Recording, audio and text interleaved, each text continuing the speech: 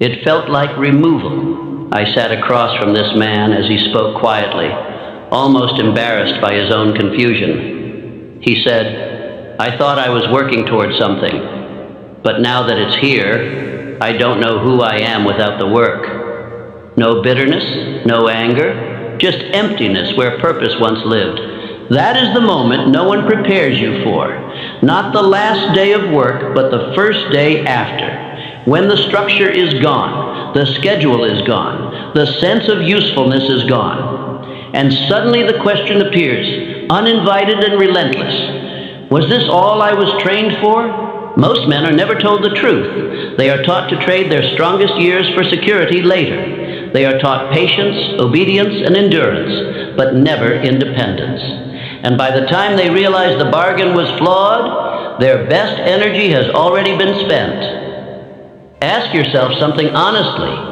Were you ever trained to become free, or only trained to become efficient? Were you taught how to think independently, or how to fit into a system? Were you prepared for life, or only for employment? The retirement promise sounds generous on the surface. Work hard now, sacrifice now, live later. But life does not work on deferred payment. Purpose does not wait politely until you are tired. And freedom does not arrive automatically just because the calendar advances. I have watched men reach the so-called finish line only to discover it was not a finish line at all. It was an exit ramp, an exit from relevance, an exit from challenge, an exit from growth. And without growth, the spirit begins to shrink.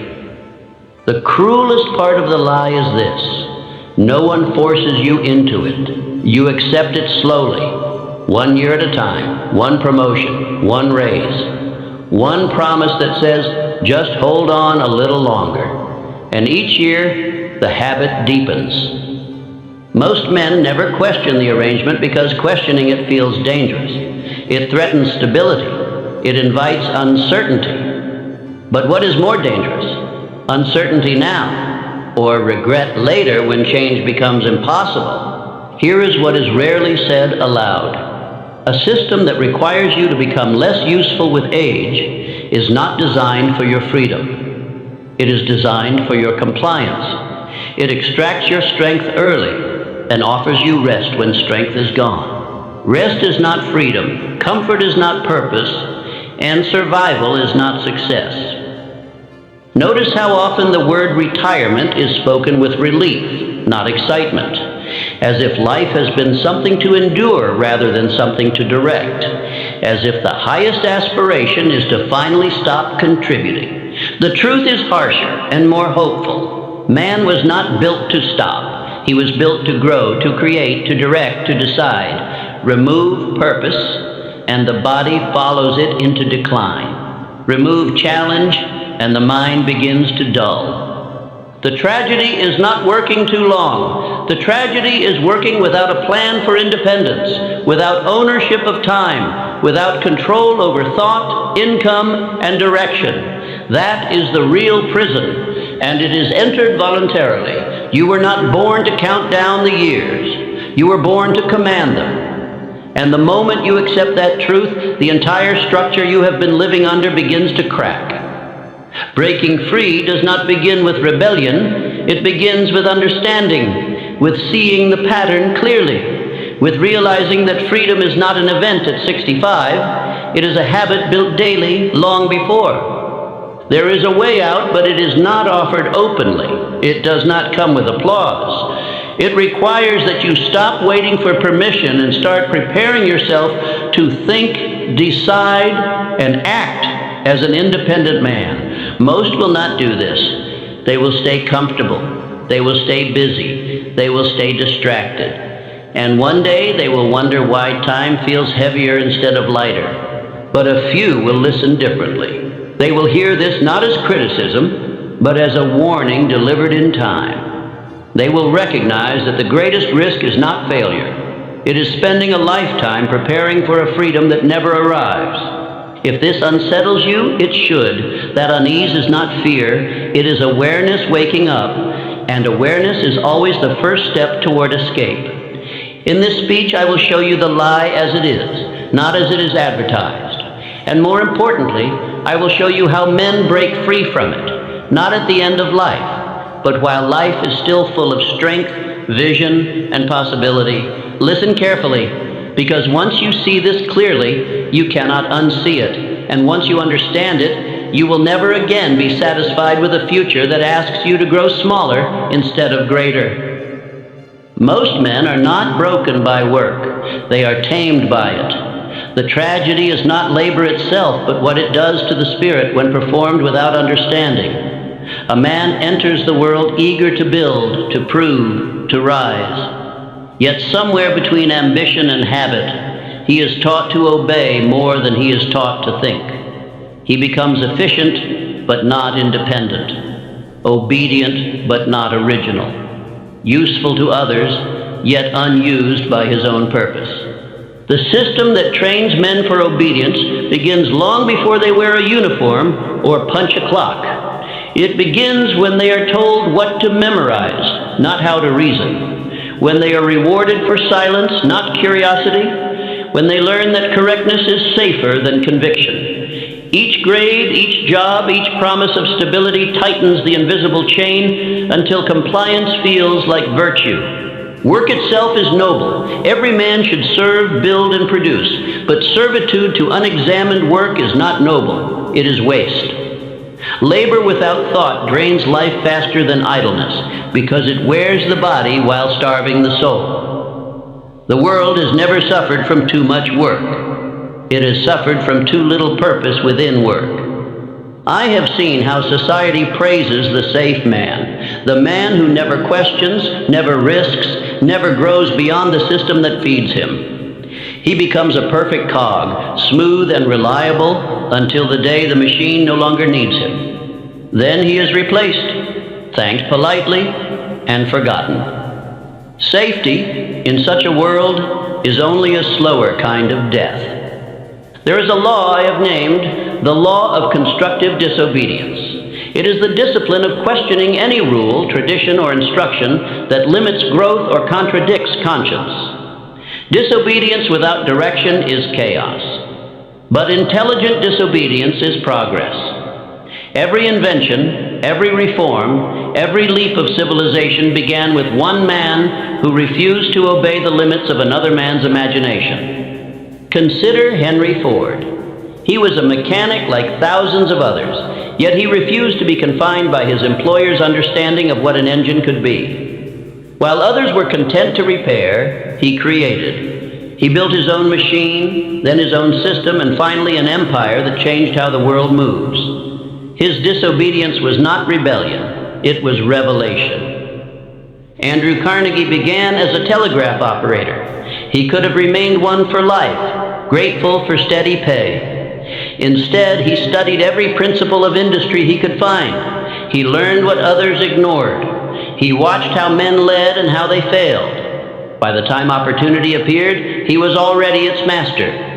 He broke no law but one, the unspoken rule that men should stay where they are placed. The employee mindset, as I have often observed, is psychological before it is financial. It is not poverty of income, but poverty of initiative. Dependence grows in visible roots. A steady paycheck numbs imagination. The man who fears losing security has already lost freedom. He trades adventure for predictability, and then wonders why life feels narrow. The same energy used to obey can be redirected to create. Every hour spent fulfilling another's plan could be spent advancing your own. The difference lies not in ability, but in courage. The courage to trust your own judgment as much as you trust the orders of others. Most men are paid, not in wealth, but in certainty. They receive a mental payroll, comfort, routine, predictability. These are the coins of mediocrity. The world gives them gladly to any man who stops asking dangerous questions.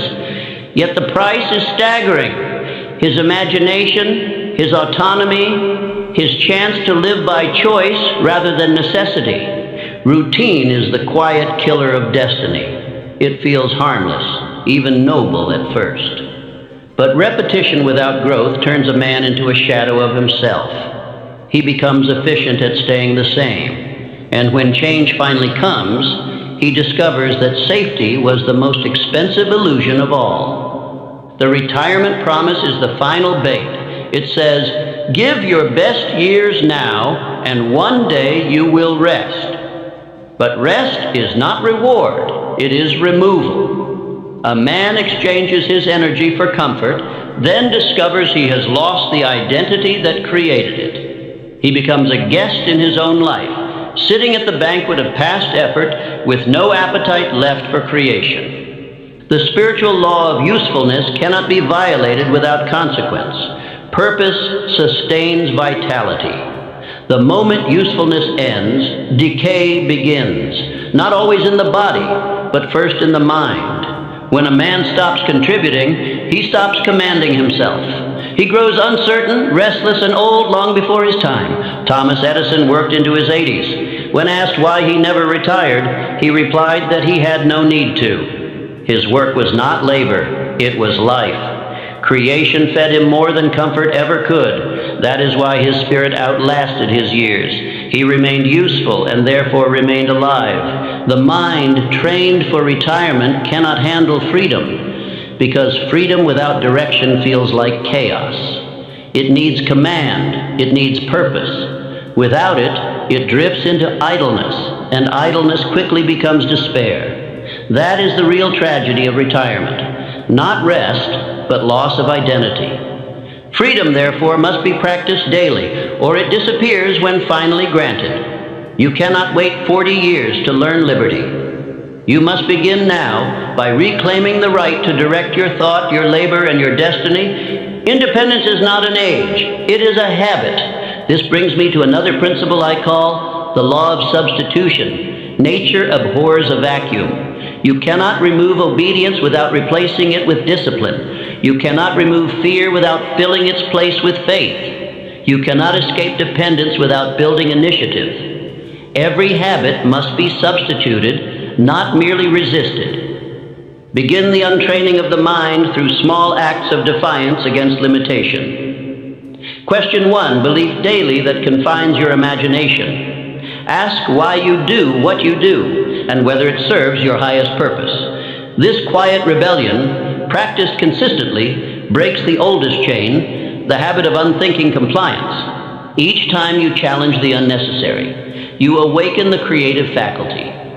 You begin to see possibilities where others see walls. You begin to act not as a servant of the system, but as an architect of your own. That shift, once made, changes the entire course of life.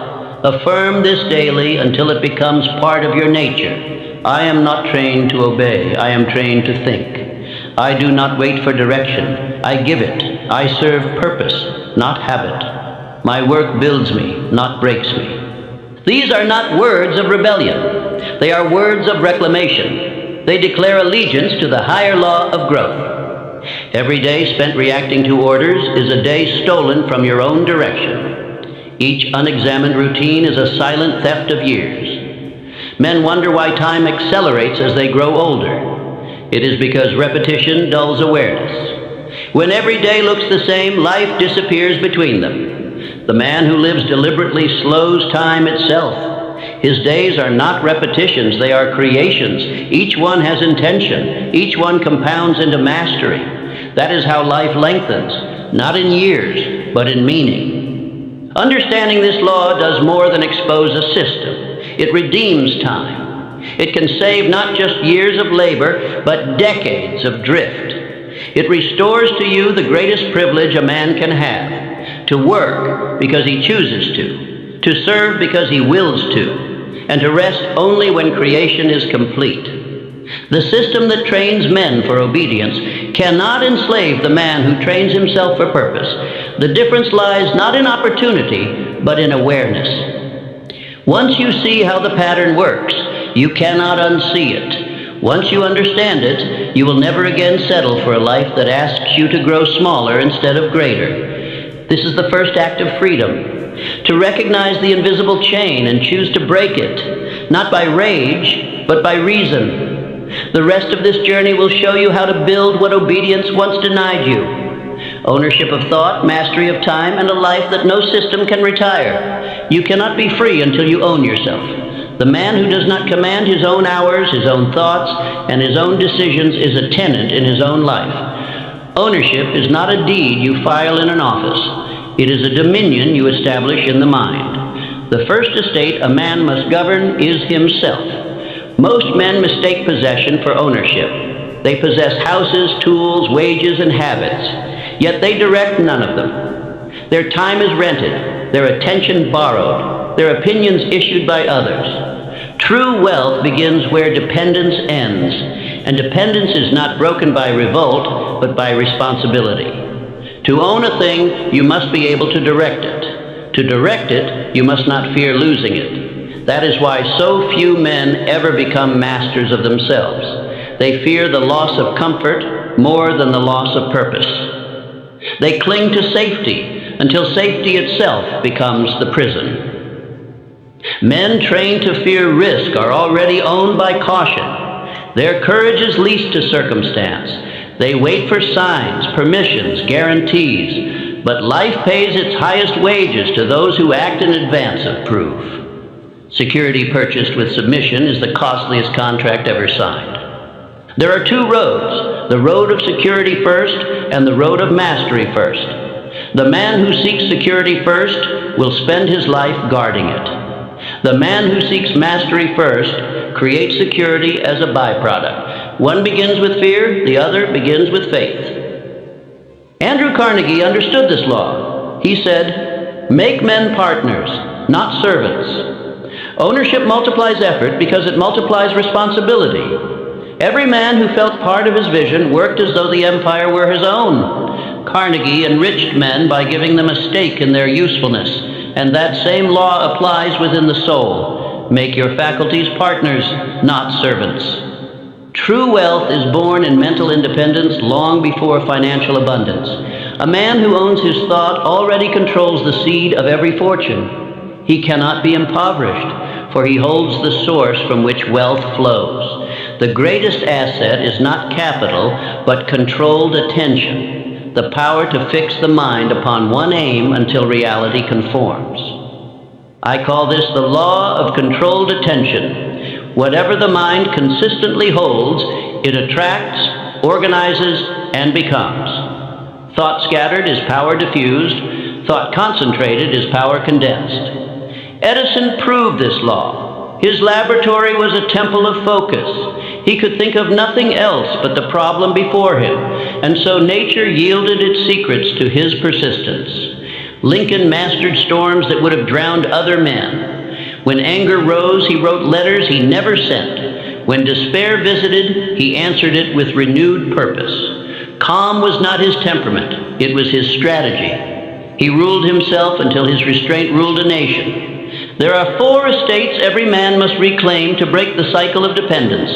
First is the ownership of time. He must stop renting his hours to those who dictate their use. He must learn to direct a portion of each day to the building of his own vision, even while serving another's temporarily. Time misused is life misplaced. Second is ownership of thought. He must cease giving attention to gossip, distraction, and fear that yield no return.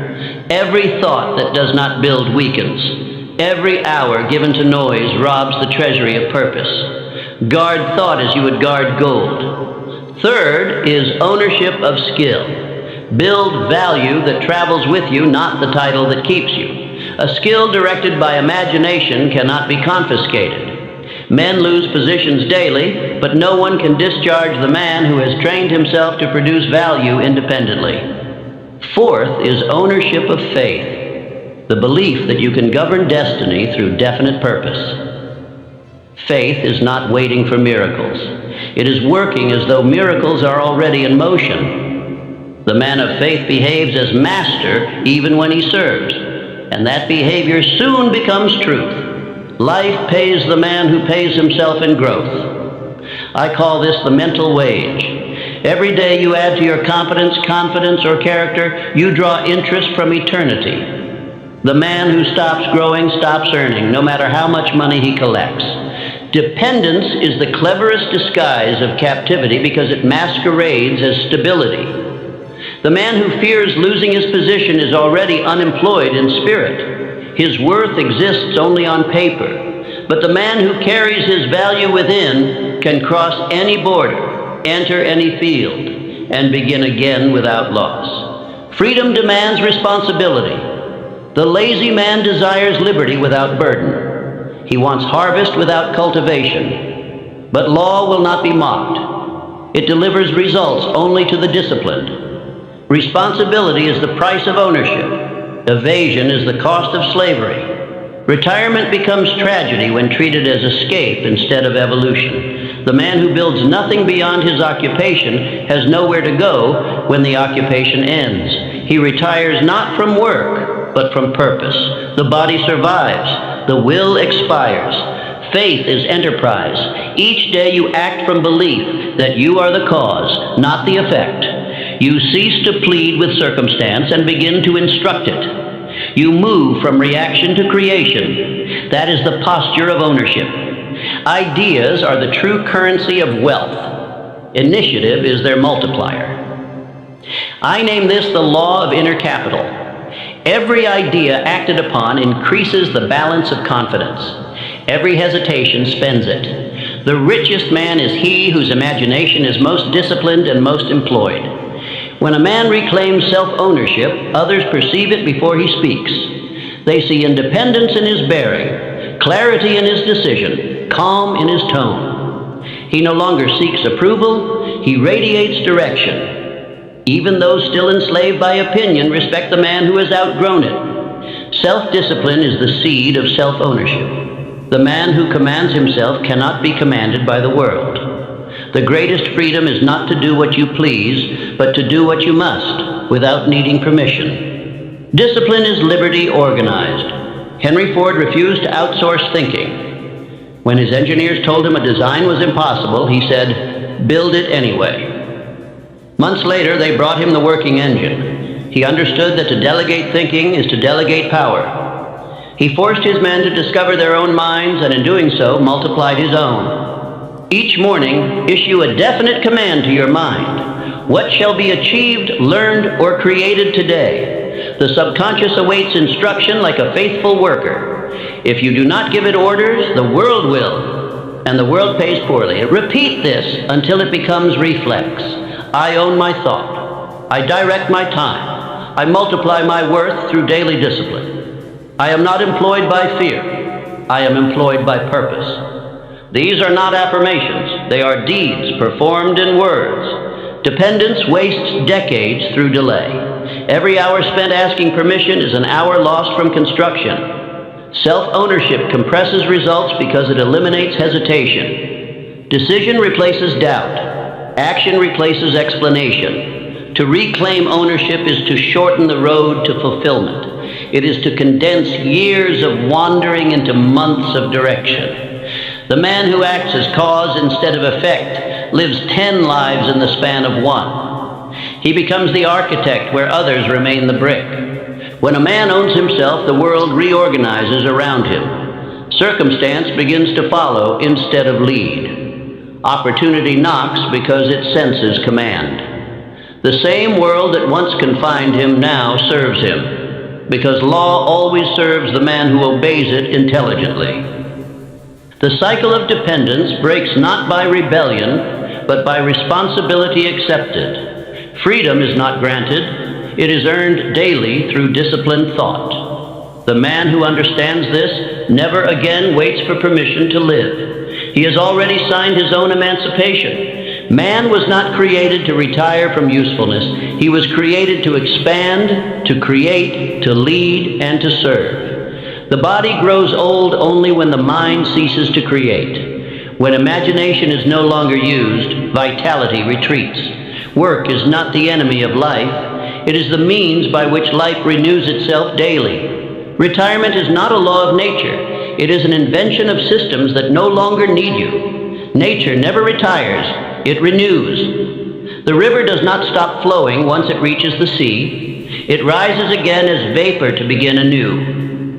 So too must man renew his own usefulness if he wishes to remain alive in spirit. I call this principle the law of continuous creation. Growth sustains energy. The man who continues to produce, to think, and to give remains young in soul, even when his hair turns white. The one who stops becomes old long before his years demand it. Stagnation is decay, disguised as comfort. Thomas Edison's later inventions are proof that creation extends vitality. When others his age withdrew from work, he still rose each morning to direct experiments. His joy was not in completion, but in motion. The current of creation kept his spirit burning. He died in usefulness, not in rest. Andrew Carnegie, after building an empire, devoted his later years to giving it away with intelligence. His philanthropy was not penance, it was purpose redirected. He continued to build, only this time his material was men and knowledge. By serving after success, he secured immortality through influence. Men decline after retirement because they confuse rest with recovery and recovery with reason to stop. Rest should serve creation, not replace it. A mind that is not engaged in direction soon turns against itself. Purpose, not leisure, is the medicine for exhaustion. There is a biological truth that confirms what faith has always known. Thought in motion keeps the spirit alive. Every idea acted upon recharges the nervous system with vitality. Every day of stagnation weakens it. Activity of purpose is more rejuvenating than idleness of comfort. Wealth, when measured correctly, is not accumulation, but usefulness. A man's final account is not the balance of his bank, but the balance of his contribution. What did he build? What did he strengthen? What continues because he lived? That is the true dividend of success. The man who stops contributing stops commanding his mind. The faculties designed for creation begin to corrode through neglect. Nature withdraws strength from what it cannot use. The body follows the spirit. The mind that governs creation governs health itself. The habit of production is the truest form of preservation. It keeps the mind sharp, the will active, and the emotions balanced.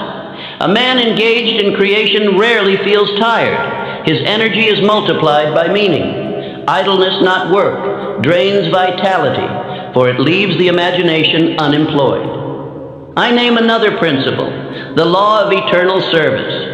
True service transcends wage, title, and position. It continues through principle. The man who serves ideas, truth, and improvement never runs out of work, for those causes never finish their course. Such service makes a life indestructible in influence. Abraham Lincoln's moral legacy did not end at his death. His work outlived him because it was tied to a cause larger than self.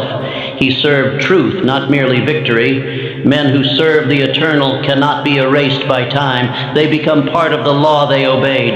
Energy responds to direction. Purpose channels it as a river channels water. When the current of will loses direction, energy spreads thin and disappears. To feel alive, one must feel aimed. The mind, like the heart, beats strongest when it moves towards something definite. Purpose replenishes vitality. The man who has a reason to rise never grows old in spirit. You can measure a man's youth not by the lines on his face, but by the plans in his mind. The moment he stops planning, the grave begins to form, even if he still walks. Rest should serve renewal, not retreat. Reflection is fuel when used to refine future action. But reflection without intention becomes nostalgia, the most dangerous form of rest, for it chains the mind to what is gone and blinds it to what could still be built. Beware the false promise that says, "One day I will finally rest." Rest does not create joy. Creation does. The mind designed for growth cannot be satisfied by stillness. You cannot retire from your nature without punishment. Rest may soothe the body, but it starves the soul. Turn experience into renewal. The man who has lived long has collected vast material for teaching, building, guiding. When he shares it, he doubles it. A craftsman who teaches his skill multiplies his legacy. The knowledge he gives continues working long after his tools are still. Legacy is not measured in monuments or wealth, but in principles multiplied through men. The greatest teachers did not leave buildings, they left understanding. The richest men left systems of service. The strongest leaders left examples of courage. Principles once embodied outlived the bodies that carried them. Creation is faith in motion. Every time you produce something new, you proclaim, "I still believe in tomorrow." That belief keeps the spirit from withering. Faith inactive becomes superstition. Faith expressed through creation becomes power. The continuously creative man is timeless. He becomes ageless because purpose renews him faster than years can wear him down. His presence stirs ambition in younger men, for they sense in him the vitality of one who has never stopped growing. He becomes both mirror and model to those still learning direction. Faith, imagination, and service form his fountain of youth. Together they keep the river of life flowing through him. He needs no miracle to extend his days. His days extend themselves through usefulness. Every idea he births keeps part of him alive forever. Say this daily as you act upon it: I never retire from growth. My mind remains fertile, my purpose active, my service alive. Each day I create, I renew my strength. Let these words be lived more than spoken, for they contain the power to delay decay indefinitely.